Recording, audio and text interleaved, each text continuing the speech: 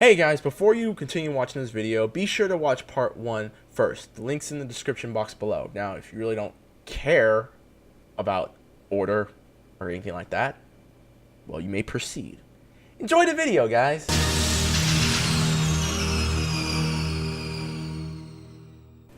What's up, guys? Reckless Fox here, and welcome to part 2 of top 10 characters for Marvel vs. Capcom Infinite. In the last video, we had covered characters that I would like to see make it into the game on the Marvel side.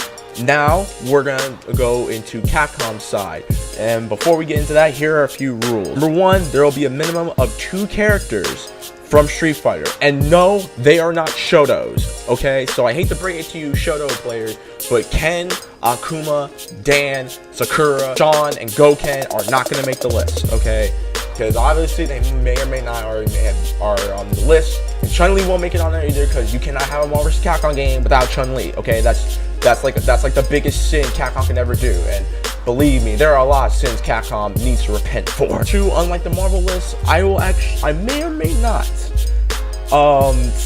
put some characters in from the previous game. I'm gonna try not to, because I feel as if there should be new characters. And I'm probably going to break this rule right now with number 10. So kicking things off at number 10 is Jin Satome from Cyberbots. Jin Satome is a fan favorite and debuted along with Strider, Captain Commando, and OG Mega Man in Marvel vs. Capcom Clash of Superheroes, aka Marvel vs. Capcom 1, and then they returned in Marvel vs. Capcom 2. However, they did not make the cut for Marvel vs. Capcom 3. In fact, Capcom actually put up a poll when Ultimate Marvel vs. Capcom 3 was asking fans what characters would they like to see return as DLC. Along with Venom and Gambit, Jin was also the top contender, but Capcom, being Capcom as of the past 5 years, left fans disappointed and didn't pull the trigger on these characters' requests. The only thing we got that came close to having him come back was the Days of Future Past level, where you can clearly see a wanted poster in the background of characters from both Marvel and Capcom that were either captured or killed by the Sentinel. Unfortunately, Jin was one of the people who were killed, and I guess it was Capcom's way of saying they obviously don't give a damn about how we feel, which, you know, Capcom is notorious for. I mean, look at Street Fighter Cross Tekken. I mean, do I have to say anything else? So I think it's time for Jin to come back, and I think it's time for Capcom to atone for their sins and give us some more Jin, pun intended. Hashtag make Jin great again. Spinning his way into number 9, we have M. Bison from Street Fighter. M. Bison has been in the shadows in the Marvel vs. Capcom series. What truly sucks was that in Marvel vs. Capcom 2, he wasn't that hard of a hitter. His attacks were barely doing any damage, and hopefully if he makes the cut for the roster, Capcom could, you know, fix him. And by that I mean not make him too strong or too weak, just make him right, make him an actual playable character that you can either top tier or low tier with. Nothing more, nothing less. And I figure, you know, for this version we can, you know, go both the Phoenix and Dante / Virgil route, and have him go final Bison from like Alpha 3 as level 3 maximum, or from the Street Fighter EX series. I'm just saying, give him a transformation. That'd actually be pretty dope. Slicing his way into number 8 is Nero from the Devil May Cry series. Nero is the son of Virgil and the nephew of Dante, the sons of Sparta, for those of y'all who don't know anything about Devil May Cry. And Nero is the main protagonist to Devil May Cry 4, and is the member of the Order of the Sword. His right hand, known as Devil Bringer, was brought to him due to injury, but in time it helped him fight all the demons from hell. Honestly though, I didn't want to tell you guys this, but I never got the chance to play Devil May Cry 4 when it initially came out. I just know that Johnny Young Bosch from Power Rangers is the voice of Nero, and thought that it was pretty awesome. Hopefully we get to see him implement both Dante and Virgil's fighting styles from Marvel vs. Capcom 3. And number 7, we got everyone's favorite Umbrella officer, Hunk, from the Resident Evil series. Hunk is best known for, you know, being the only surviving member of the Umbrella team in Raccoon City during Resident Evil 2. And since then, he has appeared in several other titles throughout the series, such as the Umbrella Chronicles, and Resident Evil Operation Raccoon City, and that game was freaking awful. Since we had Chris, Jill, and Wesker in the previous games, Hunk should, continue the trend, and hopefully if he does make the cut, his maximum is not going to be a one-hit kill like in Resident Evil Mercenaries. If you've ever played Resident Evil 4, you know that if you hit someone, instant neck snap, dead. And obviously, if you're an Evo player, you probably might throw your controller into the TV.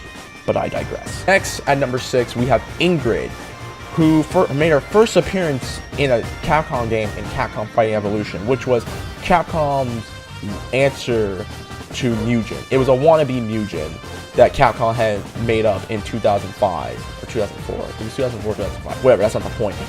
Although everyone, including myself, wants to forget Capcom Fighting Evolution ever happened, Ingrid was probably the only character who stood out from the rest of the roster.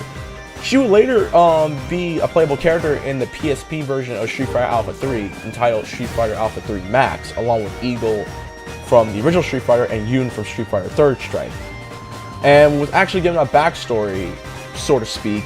The only thing we know about her is that she looks up to both Rose and Ryu, and her fighting style is somewhat of a mix between Rose as well as Athena from the King of Fighters series, and I feel as if that Ingrid deserves another chance, considering how she got screwed over with Capcom Fighting Evolution. Plus, we don't really know the extent of her powers, so this should be a good start to see them implemented in the series.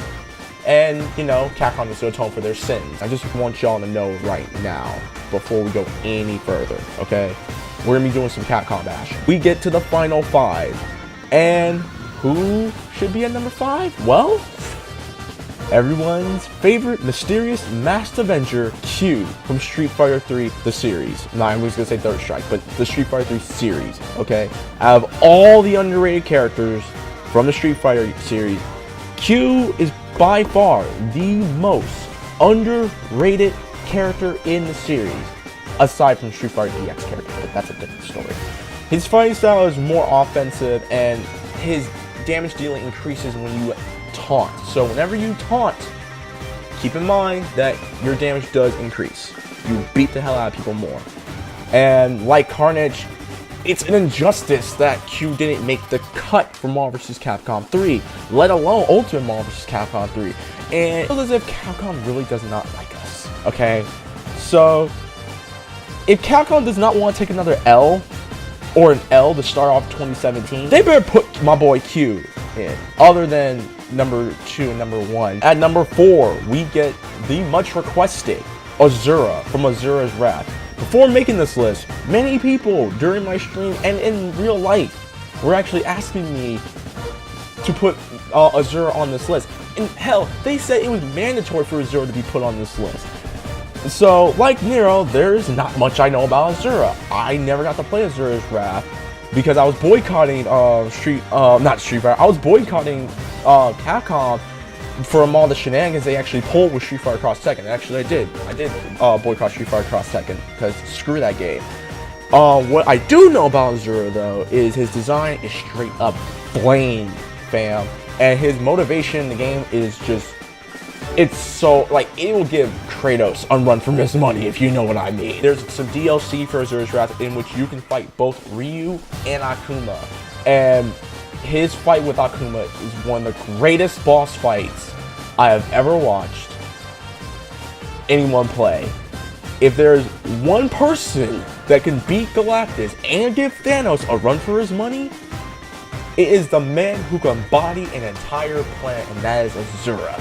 So Capcom, you have to put Azura in this. I mean, if there's no other character on this list that can make it, Azura has to make the list. I'm just saying. Like, we're at the final 3. And to start off, at number 3, we have Ada Wong from the Resident Evil series. Whether you consider her a baddie, and by baddie I mean a bad guy. I mean she a baddie. Don't get me wrong. She a baddie. I think Chloe Decker played the hell out of some Ada Wong. But I digress. Or a good guy. Ada has played both sides of the spectrum. And especially in Resident Evil 6 during the Oz campaign, when you find out that she was cloned. And I know that sounds very stupid, trust me. I played Resident Evil 6. I know how stupid this sounds. But when you look at her, Ada may actually have a power, excluding Resident Evil 6, because I'm sorry, Resident Evil 2, she died, and somehow in Resident Evil 4, she comes back. Okay, but I digress. The point is, the reason she should be in this game is because she would be the right one to take Jill Valentine's place, and I don't mean as DLC. So, now we get to the final two. At this point, at number 2, I didn't know who to pick for number 2, so I just said screw it, and I said anybody from the Power Stone series will be a welcoming addition to the Marvel vs. Capcom series. Power Stone is one of the many forgotten series of games that Capcom has pretended never existed. It's like Disney forgetting Atlantis, the Lost Empire ever existed. And Atlantis is an amazing movie. Just want to point that out right now. Power Stone was their answer to Super Smash Brothers, and it was pretty damn good, I have to say. What made the game very interesting was the system in collecting stones to reach the character's ultimate forms, whether you were going Super Saiyan with Wonton, or a giant rock monster, or a toy robot for some reason, or a walking armory. My point is that this game could be a potential stepping stone for Capcom to revive some of the many franchises that have died too soon, such as God Hand, Azura's Wrath, but Capcom has not stated whether or not we're going to get into Azura's Wrath 2. So, or Power Stone. Hell, there was concept art for Power Stone 3. I'm pretty sure it's from DeviantArt, but if you go and type in Power Stone 3 on Google Images, you'll probably find some nice concept art of what Capcom would have done with Power Stone 3. Make it happen, Capcom, especially for number 1. Number 1 was difficult. However, if you guys have seen some of my stuff on Twitch, when me and Godchild and Captain Andrew and Exiled Oreo were all playing together, then you know my favorite fighting game of all time. If you don't know my favorite fighting game of all time, I'm gonna put it like this: any character will do. And with that being said, my number 1 pick for Marvel vs. Capcom Infinite on the Capcom side is any character from rival schools. You see, back on when I was writing blogs on screwattack.com back in like 2009, I pointed out in my very first blog that Rival Schools is by far the most underrated fighting game in Capcom's library, or probably, arguably, the most underrated fighting game in fighting game history. Okay? And literally, I thought that Tatsunoko vs. Capcom was bringing me hope back when they put Batsu in the game. I legit thought that they were going to make another Rival Schools game. And since the last installment, Project Justice, on the Dreamcast, a couple of the characters from Rival Schools actually made it into other games. Again, Batsu made it into Tatsunoko vs. Capcom, Kyosuke made it into Capcom vs. SNK 2, and a few of the other characters actually made it into, like, Namco X Capcom. It was an RPG game. You can find it on the internet. It's cool. You can probably find it on, like, MU Paradise. You totally get the game on Amazon, and yeah, stealing's bad. But you get the message, people. The message I am trying to point out, the message I want to send to Capcom, and I want anyone who's watching this who works for Capcom, or knows someone who works for Capcom, or has an affiliate at Capcom, or is friends with a nigga at Capcom, whether it's Capcom USA or Capcom Japan. I want y'all to hear me out. Either you give us these characters, either you give me my characters from Rival Schools and you put them in this game, or you make a remastered version of Rival Schools 1 and Project Justice and put it on the PS4, the Xbox One, and the PC. Those are my demands, Capcom, and I want them met. You either give me Batsu or Kyosuke or whoever the hell you want to put in this game that's from Rival Schools, or you give me my remastered version with online multiplayer and good netcode. That's all I got to say. I'm done. Peace.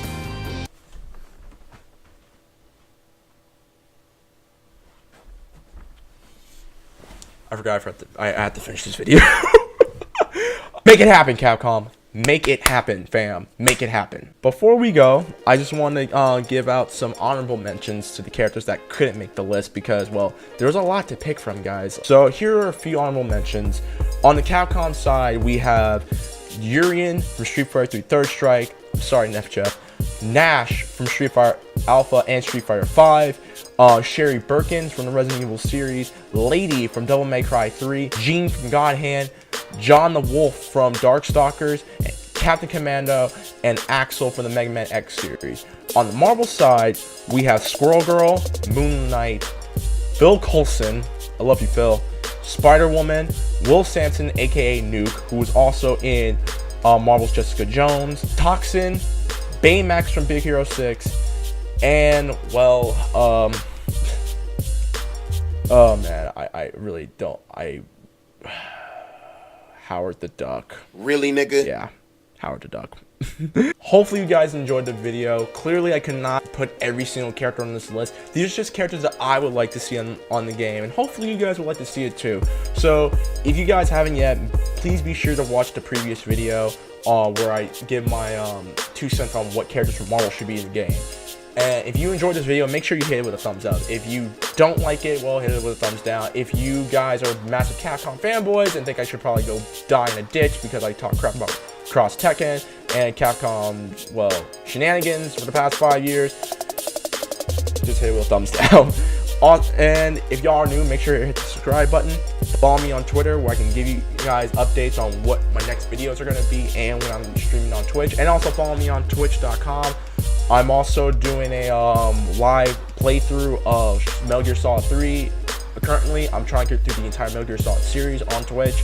So we're halfway through Metal Gear Solid 3. And if you guys would like to, please be sure to check out my streams. I'm streaming weekly basis now until my spring semester starts.